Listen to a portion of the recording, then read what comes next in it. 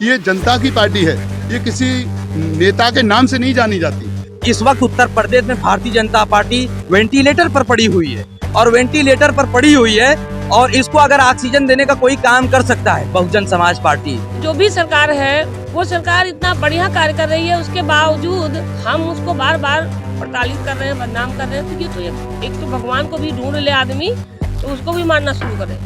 हमारी पार्टी में अगर कोई बेईमान हो तो दूरियां बना ले हमारी पार्टी से, क्योंकि हमारी पार्टी में अगर गलत किया उसने जेल जाएगा, पार्टी खुद ही जेल भिजवाएगी।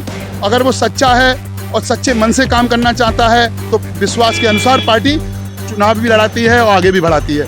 देखिए, उत्तर प्रदेश में भारतीय जनता पार्टी को कोई सत्ता जुखाड़ कर फेंक सकता है तो सिर्फ और सिर्फ समाजवादी है। माननीय आदित्यनाथ योगी जी जब उत्तर प्रदेश के मुख्यमंत्री हुए हैं, पूरे उत्तर प्रदेश में रोशनी आ गई है, विकास तेजी से हो रहा है, मुसलमानों को सम्मान मिल रहा है, किसानों को सम्मान मिल रहा है, महिला सुरक्षित है।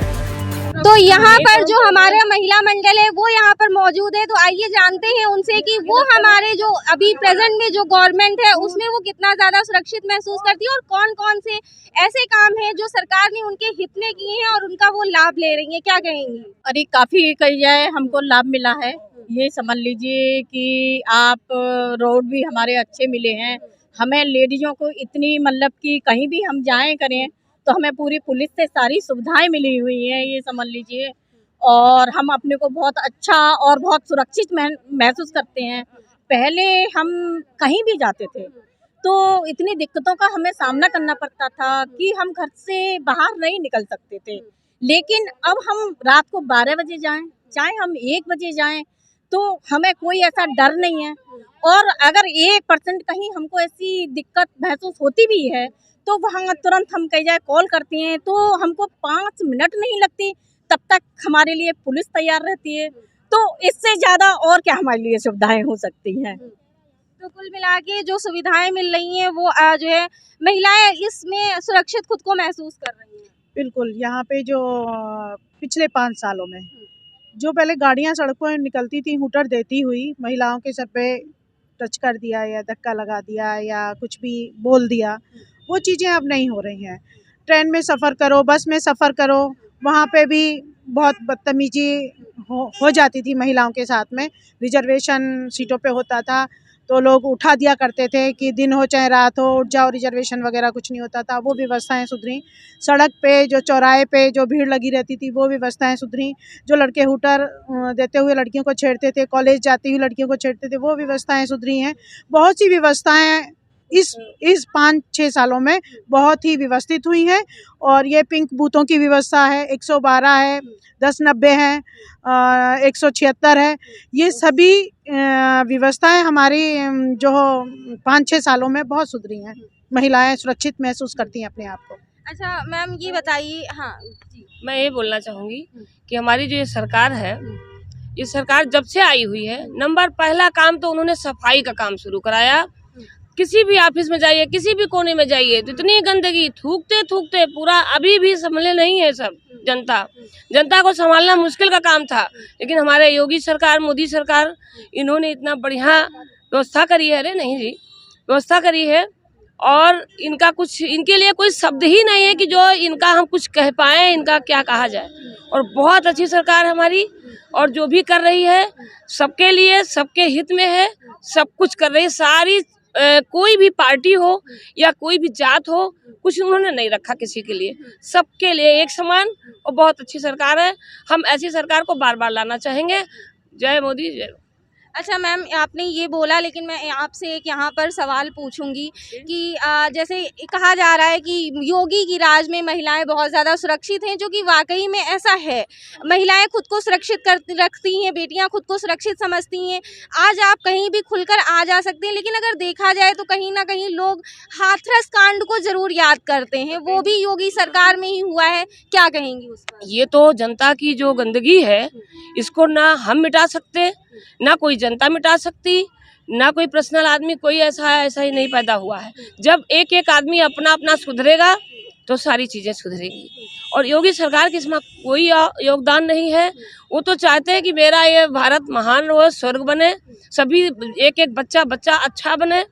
तो अब ये तो अपने में कमी है और जनता बेकार है ये, इसलिए गंदगी करती है तो सब उसमें बदनाम होते हैं। मैम अपर्णा जी के साथ जाने से पार्टी का वोट नहीं गया, केवल वो अकेली गई हैं, पार्टी का कोई उनके साथ नहीं जाएगा। और ये बीजेपी के लोग ये चाह रहे हैं कि नेताजी के परिवार को हम कैंडिडेट बना करके प्रदेश और देश को ये संदेश दें कि परिवार में फूट है। ऐसा कुछ नहीं है नेताजी के परिवार में। अपर्णा जी अपर्णा जी नेताजी की बहू हैं, तो हर व्यक्ति अपनी बहू को संदेश देता है, लेकिन उन्होंने जीत का नहीं दिया, कहा खुश रहो बेटा। आपको कैसे पता कि उन्होंने जीत का दिया है कि नहीं? उन्हें टिकट ही नहीं मिला, प्रत्याशी नहीं है। आपको कैसे पता हो गया कि वो प्रत्याशी हो गई या अखिलेश के सामने करहाल में हो गई? जब तक वो नामांकन ना कर दें तब तक प्रत्याशी नहीं है। हमने ये नहीं कहा, हमने कहा कि ऐसा अंदेशा लगाया जा रहा है। ऐसा अंदेशा मेरे समझ से ऐसा नहीं होगा। क्या कह रहे हैं? ले नहीं पाएंगे कि जो बसपा से आए हैं उनका टिकट काट दे रहे हैं, ठीक है। और जो जो बसपा से आ रहे हैं उनको टिकट दे रहे हैं, उनको टिकट दे रहे हैं। जो समाजवादी पार्टी में 20 साल से काम कर रहे हैं और जो पूर्व विधायक हैं उनका टिकट काट के जो बसपा से आए हैं उनको टिकट दे रहे हैं। तो अखिलेश यादव सरकार बना पाएंगे? एक बार विधायक तो बन चुके हैं ना, वो बन चुके हैं, जो 20 साल से काम कर रहे हैं। जो 2 महीने से आया है, जो 2 महीने से आए हैं यहाँ समाजवादी पार्टी में, तो उनको टिकट दे रहे हैं। वो अपनी बात बोल रहे हैं। तो वही कह रहे हैं कि हो सकता है भैया, हो सकता है अखिलेश भैया को ऐसा लग रहा हो कि नए लोग, हो सकता है। यहाँ मुद्दा सिर्फ विकास का होना चाहिए। अपर्णा यादव का कोई सवाल ही नहीं बनता है।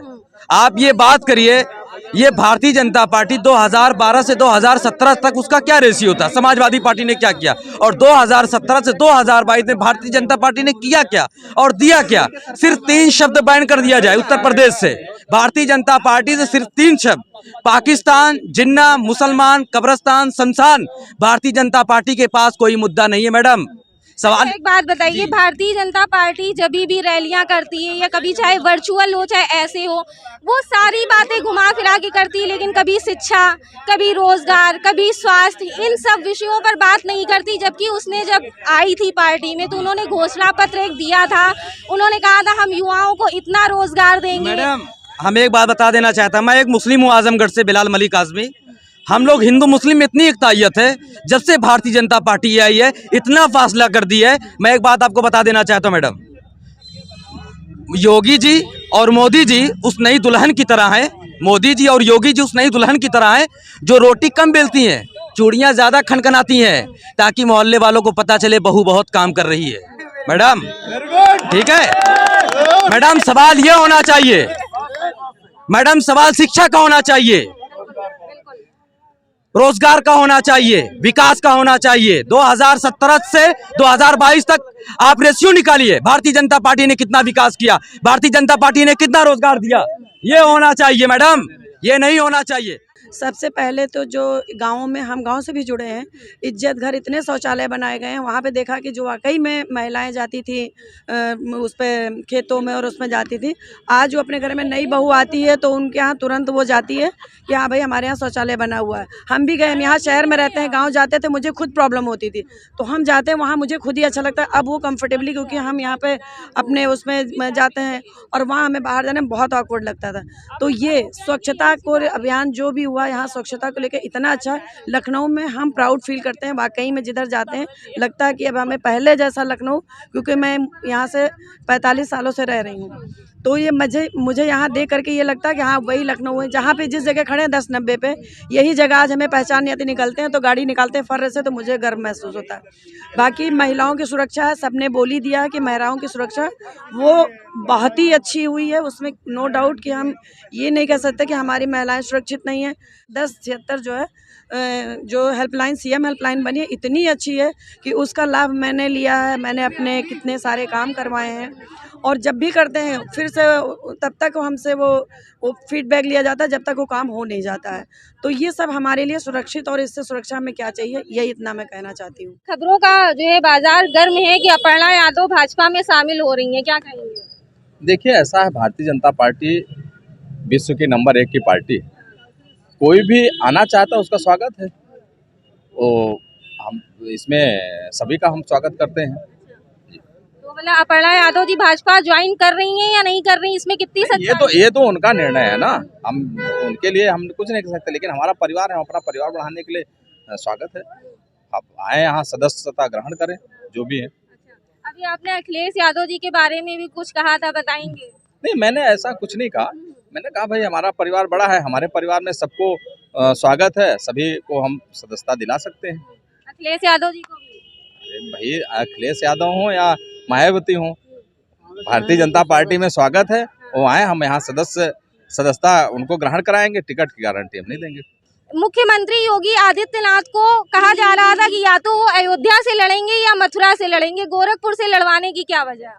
पूज्य योगी जी महाराज पूरे उत्तर प्रदेश में किसी भी विधानसभा से लड़ेंगे, ऐतिहासिक जीत जीतेंगे, दोबारा फिर क्या कहते हैं उत्तर प्रदेश की बागडोर पे बैठेंगे और उत्तर प्रदेश का विकास करेंगे। लेकिन ऐसी अफवाह आ रही थी कि या तो वो मथुरा से लड़ेंगे या अयोध्या से लड़ेंगे, लेकिन उनको गोरखपुर की सीट से उतारा जा रहा है। मथुरा हो चाहे गोरखपुर हो चाहे बनारस हो, योगी जी के लिए सब एक समान है, कहीं से भी खड़े हो जाएं। जनहित और राष्ट्रहित और सब जनता उनके लिए यूँ समझ लो कि चुनाव का इंतजार कर रही है जनता घर घर की। जिस तरीके से जो सुनने को मिल रहा है, योगी जी कहीं से भी लड़ जाएं, वो सबके योगी जी हैं, सबके जनसेवक हैं वो।